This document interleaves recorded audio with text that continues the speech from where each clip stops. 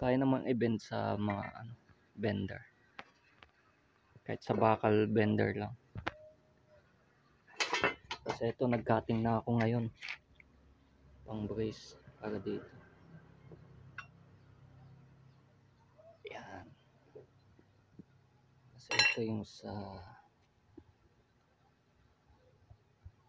dito.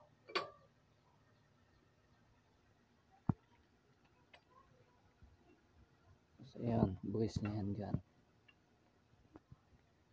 Yan. I-welding na lang mamaya. Yan, sinukat ko na yung mga pagbubutasan. Butasan ko dito, tapos dito. Tapos yung tornilyuhan na dalawa dito.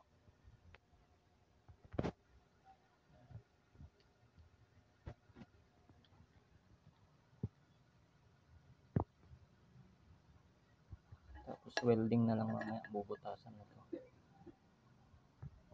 Butas ko na yung sa machine shop. Kasi hindi kaya ng bagay na. Binubutasan na.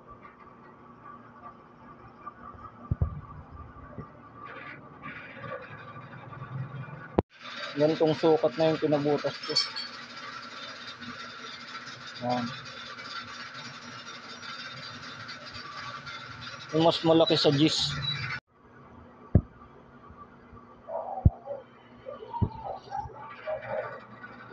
Yan.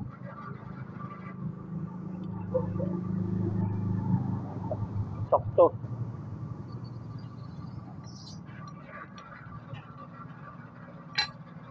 Pabutas ko na.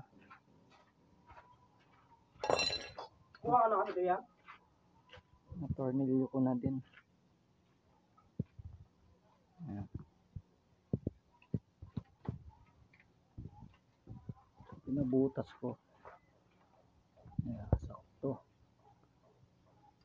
Yung tornilyo.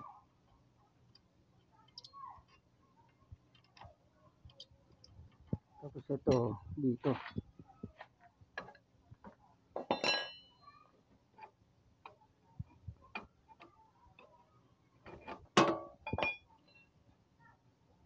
Dito siya.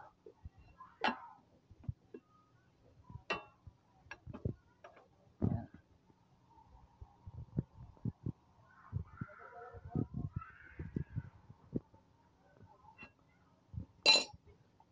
Itong maliit dito, welding. Para ito yung naka-fix. Para ito tornilyo na lang yung isa. Ito tornilyo to. I-welding dito yan. Yan.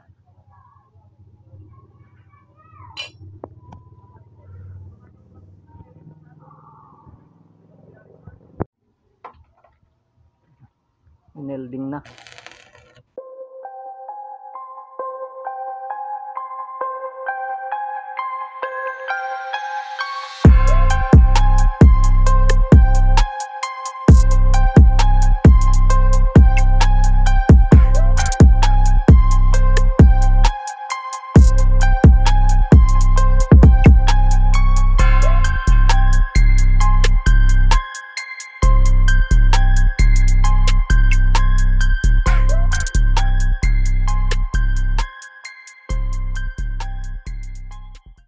Okay na.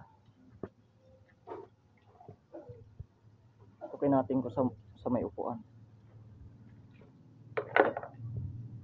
Nakabit na. Nakatornilyo na. Tibay, matibay.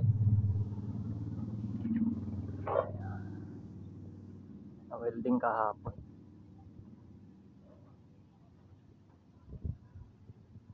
Nakatornilyo yan. Dito dalawa.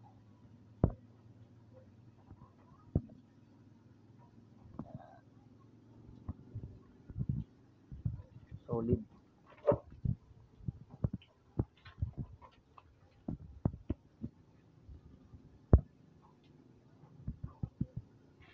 Tapos nag-cutting na din ako ng itong sa may stock na upuan niya.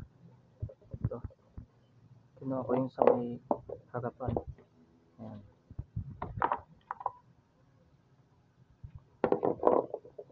inaano ko na din ito, inabas.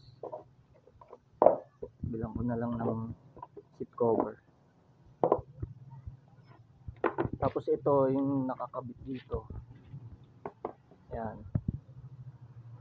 Gagawan ko ng kuan dito. Hindi tupi. Ayan, ganyan. O kaya dito pwede din. Pwedeng ganyan din. Dito tupi. Abangan nyo na lang. Yan. Tapos lalagyan natin ng honeycomb grill dito. Yan. Pati dito. Sa baba.